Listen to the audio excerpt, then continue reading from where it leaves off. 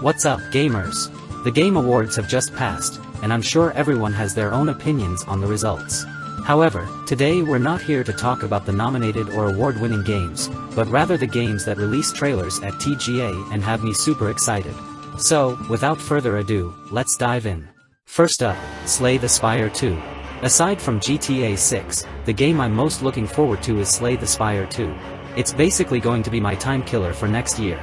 Compared to the previous trailer, the new one at TGA showed off some new cards and information about the third class, the Necromancer, which is worth examining in detail. In terms of gameplay mechanics, it's clear that the sequel hasn't made any major changes and can be considered an enhanced version of the original. However, the graphics have significantly improved with the addition of numerous dynamic effects, making it much more visually appealing.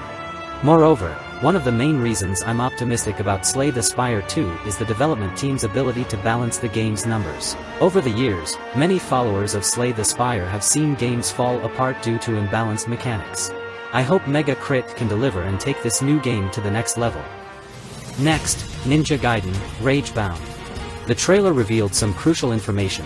The Ninja Gaiden IP is returning to the side-scrolling platform genre, complete with a pixel art style that instantly takes us back to the days of playing on the Nintendo FC.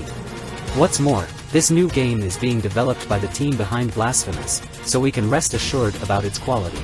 Besides showcasing smooth action and combat, the trailer also highlighted a noteworthy detail. After attacking enemies or their projectiles in mid-air, the character can jump and attack again, making the movements as fluid as silk. Third, Blackfrost, The Long Dark 2. As the game's name suggests, the sequel's setting features radioactive Black Frost, adding a new challenge to the already difficult survival-themed gameplay. Furthermore, according to official revelations, the sequel will support multiplayer mode, which has been a long-requested feature by fans of the original. Surviving and exploring with friends often creates the deepest memories in survival games. For solo players, there will also be other NPC survivors to act as your teammates, so you don't have to worry about the single-player experience. However, don't get too excited just yet. The development team has stated that the first game hasn't truly reached its conclusion, and updates for it will be the priority next year. The sequel is set to release in 2026. On the bright side, we can say that the development team has accumulated a decade of experience to pour into this sequel. Regardless, this game is definitely worth buying. Fourth, As Thieves. This is a multiplayer PvP game with PvE and stealth elements.